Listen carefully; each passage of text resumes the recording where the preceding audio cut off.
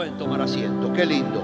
Definitivamente, Dios es un Dios fiel, fiel. Y hasta que uno no lo experimenta en su propia vida, es muy difícil explicarlo. Bueno, aunque uno lo experimente, es muy difícil explicarlo. Hoy el pastor Miguel mencionó un pasaje bíblico que con mi esposa es nuestro pasaje desde que nos casamos. Uf, allá. Este mes, ¿cuántos cumplimos? Como 39, ¿no?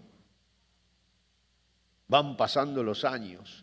Y el Señor ha sido fiel. Y ese pasaje decía, la senda de los justos es como la luz de la aurora que va en aumento hasta que el día es perfecto. Y encierra tanto ese pasaje, pero tanto, tanto. A nosotros nos gusta porque ese concepto de la senda, del camino, es algo que yo quería compartir hoy con ustedes, por supuesto, basándonos en el libro de los Hechos, porque estamos estudiando todo el libro de los Hechos y esta serie se llama Así se hizo. Es que con el libro de los Hechos nosotros podemos ver la manera en que Dios trabaja. Y Dios es fiel, no cambia. Entonces cuando uno puede descubrir en el libro de los Hechos cómo Dios se maneja, es muy fácil entender cómo se está manejando en nuestra vida. ¿Qué cosas están sucediendo en nuestra vida y qué cosas van a suceder porque ya las hemos visto en el libro de los Hechos? Entonces, permítanme, quiero explicarles despacito, porque esto es emocionante, es bien emocionante. En administración de empresas, cuando uno habla de un camino a recorrer para alcanzar una meta, se llama ruta crítica. Es una ruta crítica. Quiere decir una secuencia controlada de momentos, de tareas que hay que completar para alcanzar el objetivo. O sea, una ruta crítica son pasos que se van dando en pos de un objetivo, o sea, enfocados en una meta. Esa es la ruta crítica. Ahora, la ruta crítica incluye la meta, pero no es la meta. Es el camino y son las cosas que se van haciendo para lograr terminar ese camino. Son las partes que completadas una tras otra, tras otra, tras otra, logran el objetivo, la meta, el éxito, ese objetivo esperado. El libro de los Hechos, tomando un poquitito esta definición de administración de empresas, es la ruta crítica de Dios para lograr el objetivo de una iglesia mundial, universal. Y ahora les voy a explicar. Pero fíjense, ese era el objetivo, lograr que todo el mundo recibiera el Evangelio. Ese era el objetivo final. Y el libro de los Hechos nos marca la ruta crítica de Dios. O sea, los pasos que Dios va dando o va organizando, porque en realidad nosotros tenemos que caminar. Él organiza nuestros pasos.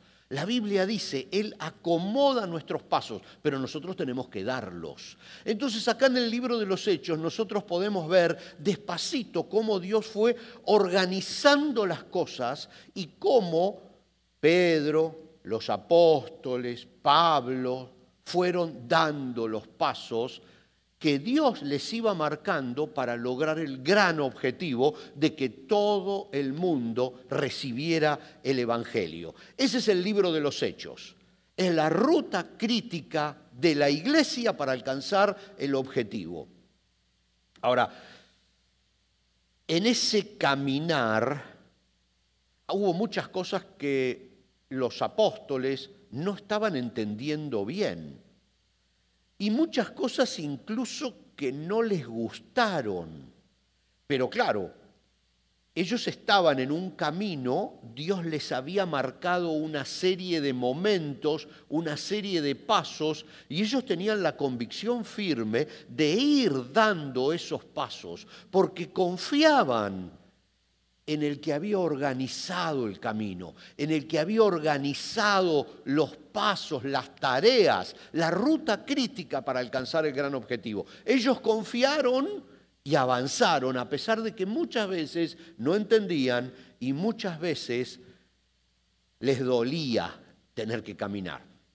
Les dolía. Ahora, había un objetivo claro de Dios, porque primero, como dicen los que trabajan en organigramas y administración de empresas, primero hay que fijar el objetivo.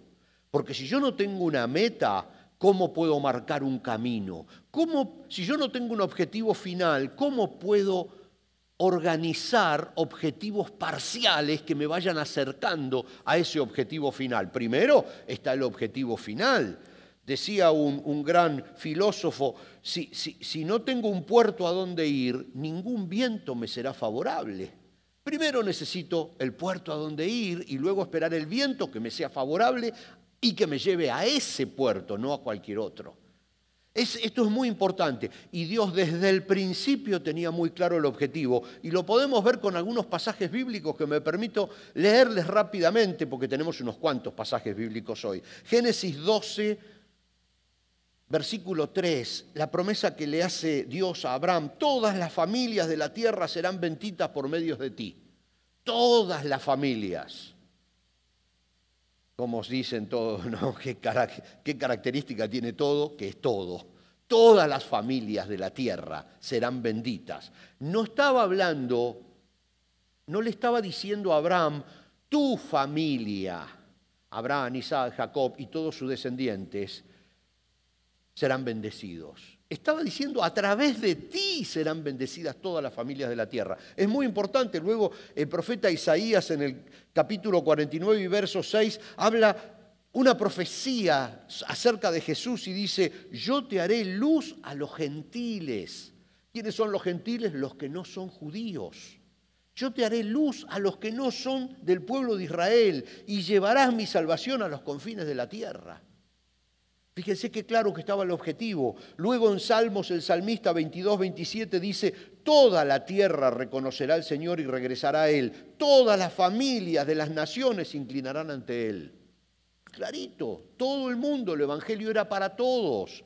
Luego en Mateo 24, 14 registra palabras de Jesús que dice: y se predicará la buena noticia acerca del reino por todo el mundo, de manera que todas las naciones la oirán.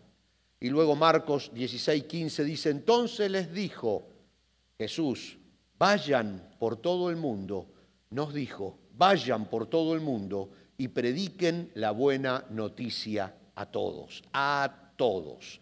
Entonces, acá podemos ver claramente, me salí del libro de los Hechos para buscar el objetivo, porque recuerden que el libro de los Hechos es la ruta crítica que conduce a ese objetivo. Pero el objetivo ya estaba puesto antes de la fundación del mundo.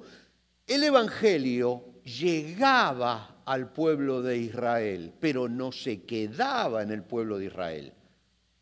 Picaba y se expandía. Entonces, esto es muy importante, porque claro, Jesús era israelita, Abraham, Jacob, Isaac, todo el pueblo de Israel, toda la historia del Antiguo Testamento, el pueblo de la promesa, el pueblo bendecido, el pueblo elegido, y el resto está bien, pero empezaba por allí, pero luego se expandía. Ese era el plan, ese era el objetivo, y ya se había cumplido la primera parte. La primera parte estaba hecha, empezó en el pueblo de Israel. ¿Dónde nació Jesús? En el medio de la tierra de Canaán. Allí donde nacían las ovejas, en Belén.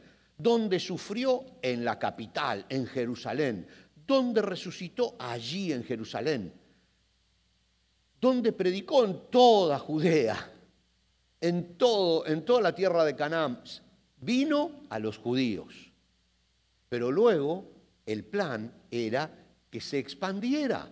No era que quedara allí. Entonces acá viene el libro de los Hechos relatándonos la ruta crítica. Y eso es lo que vamos a ver hoy. Esto fue solo una intro que duró poquito, no se pueden quejar. A veces son más largas, ¿no? Y encontramos que para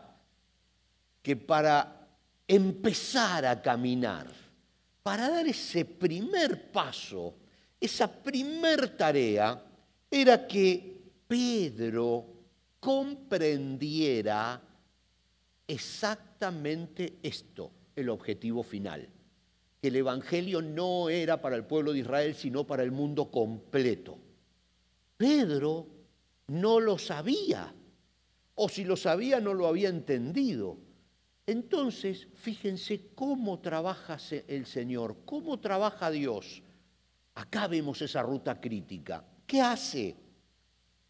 El primer avance es hablarle a un tal Cornelio. Un tal Cornelio. Permítanme que le lea. Hebreos 10, 1 y 2. Hechos 10, 1 y 2. Dice, en Cesarea vivía un oficial del ejército romano llamado Cornelio, quien era un capitán del regimiento italiano. Era un hombre devoto, temeroso de Dios, igual que todos los de su casa. Daba generosamente a los pobres y oraba a Dios con frecuencia. Un romano. Luego Hechos 10, pero ahora del 3 al 5 dice, una tarde como a las 3 tuvo una visión ese tal Cornelio, en la cual vio que un ángel de Dios se le acercaba y le decía, Cornelio, dijo el ángel. Cornelio lo miró fijamente y atemorizado. ¿Qué quiere, Señor?, le preguntó al ángel, y el ángel contestó, Dios ha recibido tus oraciones y tus donativos a los pobres como una ofrenda. Ahora pues, envía a algunos hombres a Jope y manda a llamar a un hombre llamado Simón Pedro. Entonces, ¿qué tenemos? A ver, Dios le habla a Cornelio. Cornelio no era judío. Cornelio era un italiano, romano, capitán del ejército que sometía a Israel, porque habían tomado control de toda esa área los romanos. Le habla a Cornelio, que era un buen hombre, creía en Dios, pero no era judío. Le habla a Cornelio y le dice, manda a tus soldados a buscar a un tal Pedro, en tal lugar, le da la dirección. Mientras le tiene que hablar a Pedro, porque por ahora le dijo a Cornelio que lo vaya a buscar a Pedro, pero Pedro todavía no sabía nada. Entonces le habla a Pedro y le dice en Hechos 10, 9 al 15. Al día siguiente, mientras los mensajeros de Cornelio se acercaban a la ciudad, Pedro subió a la azotea a orar. Era alrededor del mediodía y tuvo hambre. Mientras preparaban la comida cayó en un estado de éxtasis. Vio los cielos abiertos y algo parecido a una sábana grande que bajaba por sus 4 puntas. En la sábana había toda clase de animales, reptiles y aves. Luego una voz le dijo, levántate, Pedro, mátalos y come de ellos. No, Señor, dijo Pedro, jamás he comido algo que nuestras leyes judías declararan impuro o inmundo. Pero la voz habló de nuevo, no llames a algo impuro si Dios lo ha hecho limpio. Entonces, fíjense, estamos hablando de la ruta crítica. Dios le dice a Cornelio, manda a tus hombres a buscar a Pedro. De este lado, Pedro no sabe nada, pero tiene una visión que le dice, ojo, no llames inmundo a lo que yo he santificado. Y entonces Pedro no entiende nada. Pedro no sabía nada de Cornelio, no tenía ni la más remota idea. Y entonces empieza a pensar, ¿qué me quiere decir Dios? ¿Qué me quiere decir Dios? Pero entonces Pedro entiende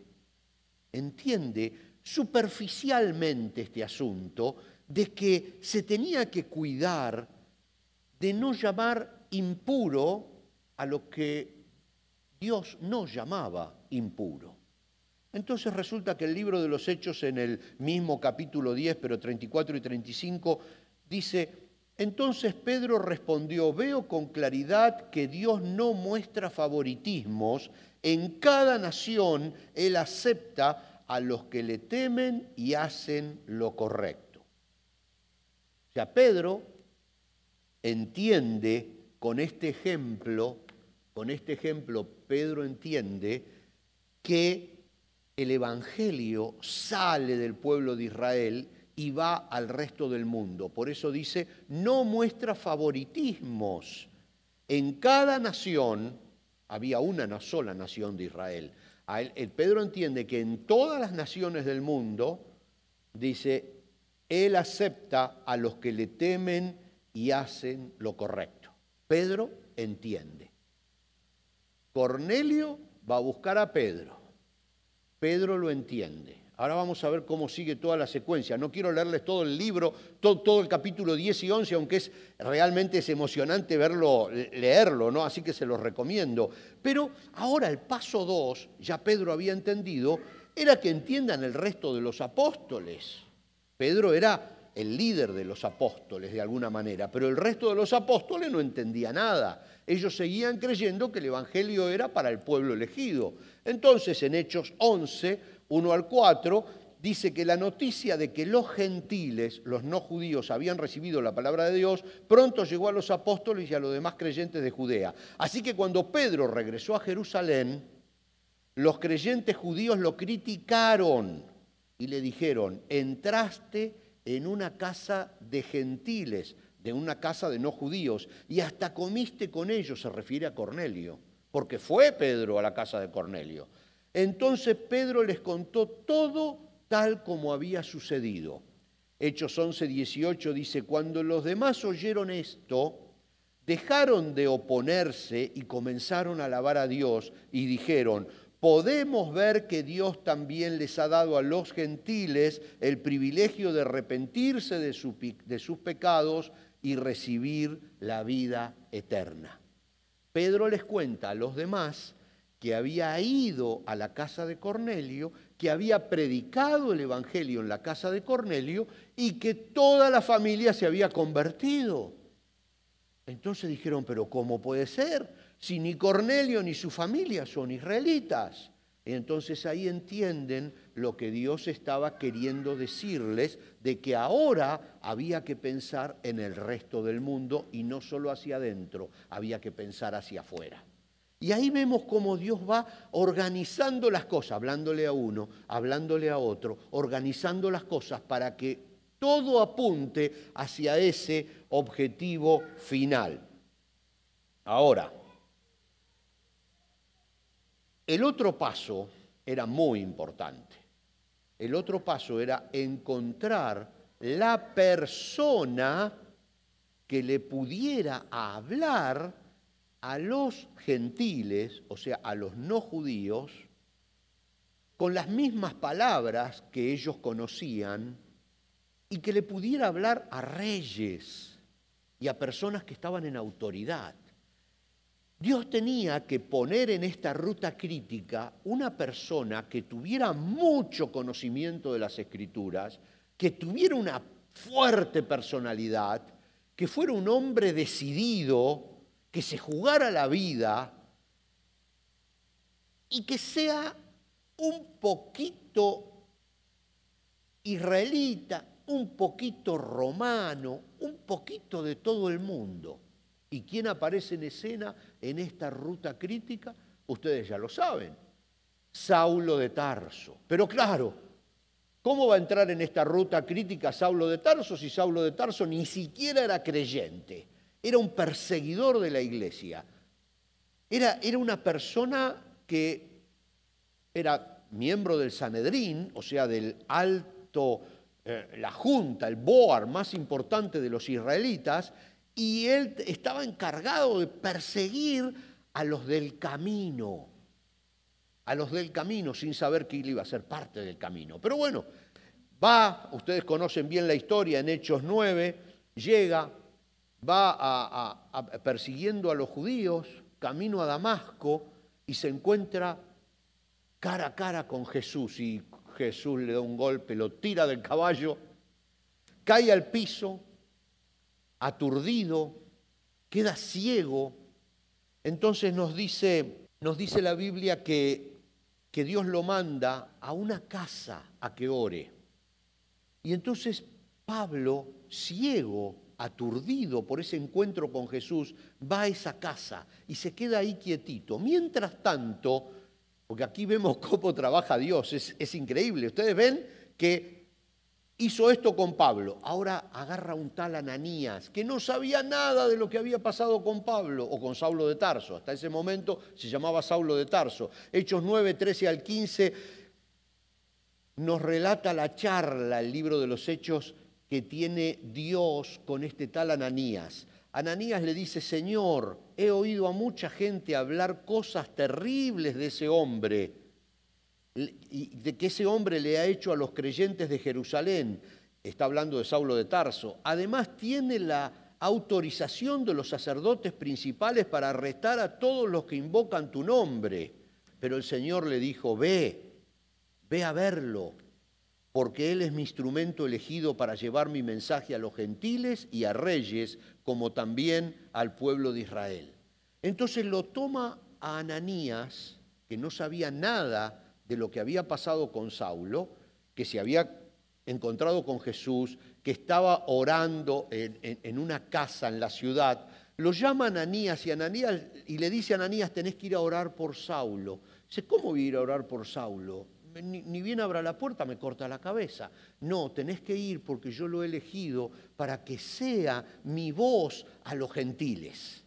Ya antes había preparado a Pedro, antes había preparado a los apóstoles para que recibieran a este hombre que era el encargado de hablarle a los gentiles y a los reyes y a las autoridades. Entonces nos dice también el libro de los Hechos que Pablo, luego de ese encuentro con Ananías, regresa a su ciudad natal, a la ciudad de Tarso.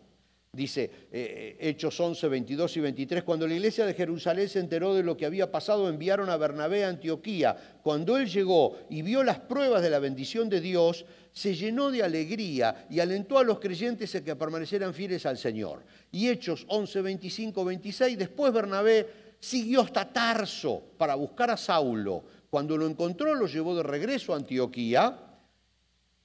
Los dos se quedaron allí con la iglesia durante todo un año enseñando a grandes multitudes. Fue en Antioquía, y acá quería llegar, donde por primera vez a los creyentes los llamaron cristianos. Objetivo cumplido.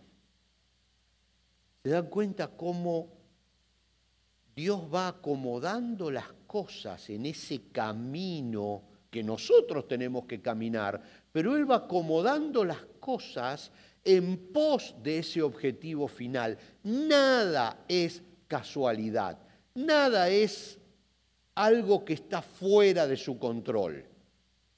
A Cornelio le dijo que vaya a buscar a Pedro. A Pedro le dijo que reciba a Cornelio.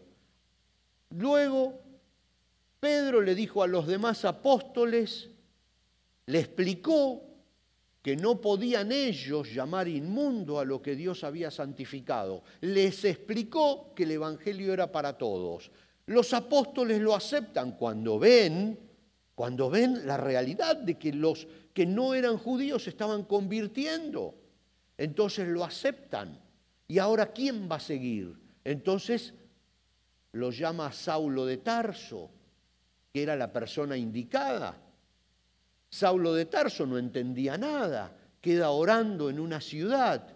Entonces llama a Ananías para que Ananías vaya a orar con Saulo de Tarso, para que le cuente, para que le dé su testimonio. Luego Saulo recibe otra vez la vista cuando Ananías ora por él y se vuelve a su ciudad. Entonces Dios le habla a Bernabé para que Bernabé lo venga a buscar a Saulo de Tarso y lo lleve a Antioquía para que juntos por un año prediquen el Evangelio allí. Y allí por primera vez, ya no los llaman judíos, ahora los llaman cristianos, porque son seguidores de Cristo, no importa bajo qué nacionalidad o bajo qué bandera o en qué nación o en qué país habían nacido. Y ahí se cumple el objetivo y entonces nosotros podemos ver cómo con el libro de los Hechos en la mano, cómo Dios va organizando las cosas para alcanzar ese objetivo que está en su mente y que es bueno. Aunque me imagino que a Saulo no le pareció demasiado bueno cuando recibió ese encuentro con Jesús, cayó al cielo y quedó ciego. No le habrá parecido muy bueno. Hay momentos difíciles que sin embargo forman parte también del plan de Dios, forman parte de esa ruta crítica, objetivo alcanzado. Entonces, cuando nosotros vemos en el libro de los Hechos que Dios se mueve así en el camino, en la senda de los justos, que no es simplemente despertarse y ver el amanecer. La senda de los justos, dice, como la luz de la aurora que va en aumento hasta que el día es perfecto. Es un proceso la vida del cristiano, es un caminar diario, siempre apuntando al objetivo final, pero es un caminar diario. Y cuando vemos en el libro de los Hechos cómo ese caminar diario se va explicando para que nosotros entendamos que no es simplemente romper el huevo y salir, es un proceso, es algo que se va armando y Dios está en control de cada paso. ¿Y qué es lo que yo saco para nosotros hoy? Que hay un plan para ti y para mí. Iba a decir para vos y para mí, pero usted ya sabe, hay un plan para cada uno de nosotros. Hay un objetivo final que está marcado desde antes que naciéramos, porque leemos en la Biblia que Dios nos dice, te conocí cuando estabas en el vientre de tu madre. Hay un plan. Ahora, hay un plan y hay un camino, hay una ruta crítica. Nuestra vida se compone de momentos, de pasos, para alcanzar ese objetivo que Dios tiene para nosotros. Ahora, cuando hablamos del objetivo que Dios tiene para nosotros, yo creo que hay dos momentos, ¿no? De este lado de la tumba y del otro lado de la tumba. De este lado de la tumba, cuando todavía estamos caminando por aquí, dice Jeremías, no dice Jeremías, dice Dios, está escrito en el libro de Jeremías, capítulo 29, versículo 11. Yo sé los planes que tengo para ustedes, dice el Señor, son planes para lo bueno y no para lo malo, para darles un futuro y una esperanza. De este lado de la tumba, Él tiene un objetivo bueno para nosotros. Ahora, puede ser que muchos de los pasos que vamos dando en la vida hacia ese objetivo bueno no lo consideremos totalmente bueno, porque en este camino va a haber sufrimiento, va a haber problemas, va a haber desajuste, va a haber dolores, pero lo que sí podemos ver cuando leemos la ruta crítica de la Iglesia es que Dios jamás pierde el control de ese camino, a no ser que nosotros salgamos de ese camino. Pero mientras que nosotros estemos en ese camino, Él mantiene el control. Y dice el libro de Génesis, lo primero de la Biblia, 28:15, y es una promesa, no te dejaré hasta que haya terminado de darte todo lo que te he prometido. No te quedes en el camino por los golpes de la vida. No interrumpas la ruta marcada que te llevará a ese futuro prometido. Nosotros somos los únicos que tenemos la capacidad y la libertad de interrumpir ese plan, esa ruta crítica que nos lleva a este objetivo. Solo nosotros podemos hacerlo, porque Él ordena nuestros pasos, dice la Biblia, pero nosotros debemos dar esos pasos. Si nosotros no los damos, si nosotros no confiamos, no vamos a alcanzar el objetivo que Él tiene preparado para nosotros. De este lado de la tumba, tiene un objetivo bueno para cada uno de nosotros. Y del otro lado de la tumba, ya sabemos, dice Filipenses, en la carta que Pablo le escribe a los Filipenses, capítulo 3, 13 y 14, no, dice, amados hermanos, no lo he logrado, dice Pablo, pero me concentro únicamente en esto. Olvido el pasado y fijo la mirada en lo que tengo por delante. Y así avanzo hasta llegar al final de la carrera para recibir el premio celestial, el cual Dios nos llama por medio de Cristo Jesús. Esta es la gran ventaja, que nosotros sabemos que de un lado de la tumba, mientras que vivimos, Él tiene un plan bueno para nosotros. Por eso cantábamos que Él es bueno, que Él es fiel. Y del otro lado de la tumba también tiene un plan para nosotros, que también es bueno, también hay una vida eterna. Y eso tiene que ser un aliciente para seguir confiando de este lado de que Dios está en control. Cuando veo esa manera de trabajar de Dios en el libro de los Hechos, cómo va organizando las cosas, y me lo imagino como una especie de cuadro sinóptico, se dice, ¿sí? Con los cuadraditos, y veo, y acá está Saulo, y acá está Ananías, y Ananías lo lleva a Saulo, y aparece Bernabé, que se lo presenta a los demás, y de este lado está Pedro, que entiende que el Evangelio, y después Pedro le dice al resto de los apóstoles, y el resto de los apóstoles acepta el plan de Dios. Cuando veo todo eso, ¿cómo? Entonces digo, así está trabajando en tu vida y en la mía.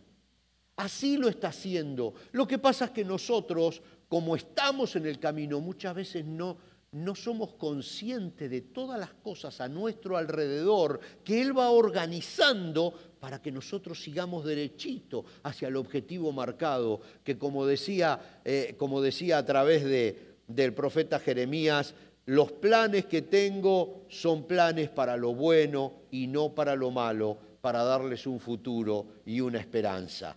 A mí, ver cómo trabaja Dios en el libro de los Hechos me da tranquilidad de saber que cada detalle de mi vida está bajo su control. Cada detalle, siempre y cuando yo decida mantenerme en ese camino. Siempre y cuando yo decida seguir firme, Él tiene el control de mi vida. Pero tiene el control de mi vida y de cosas que van pasando a mi alrededor, que me van modificando ciertas direcciones. Como cuando Dios te pone cosas adelante y decís, pero ¿esto de dónde salió? Pero lo tengo que hacer, siento paz, avanzo por aquí. Aunque a veces es tan distinto a lo que yo tenía en mi mente, pero siento que Dios me está llevando por aquí. Y todas las cosas se van acomodando. Pero cada uno de nosotros tiene decenas de testimonios, de cosas que decís, ¿cómo fue que sucedió esto? ¿Cómo llegué hasta aquí? ¿Cómo lo logré? ¿Cómo era? Estoy acá y yo veo que no podía y que pude, y que Dios acomodó las cosas para lograrlo, y no podía comprar ese carro, y no podía comprar esa casa, y no, y lo logré, y pude, y Dios fue acomodando las cosas para que en ese camino yo vaya progresando, porque la senda de los justos es como la luz de la aurora que va en aumento hasta que el día es perfecto. Y cuando el día esté perfecto y nos encontremos con Cristo, va a seguir perfecto eternamente. El último pasaje que yo quiero dejarles hoy, y luego lo voy a dejar en manos de las personas que nos están llevando con la música a la presencia del Señor, es un pasaje muy lindo que no está en pantalla y que ya lo hemos leído muchas veces aquí. Juan 14:1 dice Jesús, no dejen que el corazón se les llene de angustia. Confíen en Dios y confíen también en mí. La base de mantenerse en esa línea que Dios marcó para nosotros es confianza. Confianza. ¿Confianza en qué? En que Él está del otro lado. Confianza en que cuando llegamos, Él tiene algo bueno preparado para nosotros. Confianza. Pero a veces La confianza, uno dice, ¿de dónde me agarro? ¿Cómo confianza? Entonces vaya al libro de los Hechos. El libro de los Hechos nos enseña cómo Dios piensa y cómo se fueron haciendo las cosas. Y entonces va a entender muchas de las cosas que le suceden en la vida y va a ver esa mano de Dios detrás acomodando las cosas para alcanzar el objetivo bueno que Él tiene preparado para nosotros. A mí este estudio del libro de los Hechos me está sirviendo mucho, me está sirviendo muchísimo, me está mostrando cómo trabaja Dios. Si alguno de nosotros se está yendo del camino, se fue del camino o duda en el camino, yo creo que es un buen momento para decirle al Señor, Señor, confío en que tienes algo muy bueno para mí y sigo en el camino. Me reacomodo, me realineo en los objetivos que tienes para mi vida, porque sé que son buenos, confío. Y las cosas van a empezar a suceder y vamos a ir avanzando en ese camino, siempre avanzando cada vez con más claridad hasta que el día sea perfecto. Nos ponemos de pie y vamos a orar por la fidelidad de Dios. Por la fidelidad de Dios, pero que se tiene que complementar con nuestra fidelidad. Con nuestra fidelidad en ese camino. Nosotros que estamos aquí, los que nos están mirando a través de las cámaras, si te apartaste, la puerta está abierta para poder regresar. Si no estás teniendo suficiente confianza, hoy Dios te dice, confía en mí, tengo el control. Confía en mí, tengo el control. Quizás estés pasando por un momento difícil. Nosotros aquí, algunos a través de las cámaras que nos están viendo, están pasando momentos difíciles. Forma parte de la ruta crítica. El final va a ser bueno. El final va a ser bueno. Vamos a orar. Gracias, Padre, porque nos muestras a través del libro de los Hechos que estás en control. Siempre estuviste en control. Y de esa manera nosotros podemos ver que también estás en el control de nuestra vida. Y te damos gracias por eso. Porque eres un Dios bueno. Y eres un Dios que a pesar de que nosotros flaqueamos, jamás sueltas nuestra mano. Gracias, Padre. Gracias por tu palabra, por tus enseñanzas. En el nombre de Jesús. Amén y amén. Dios le bendiga.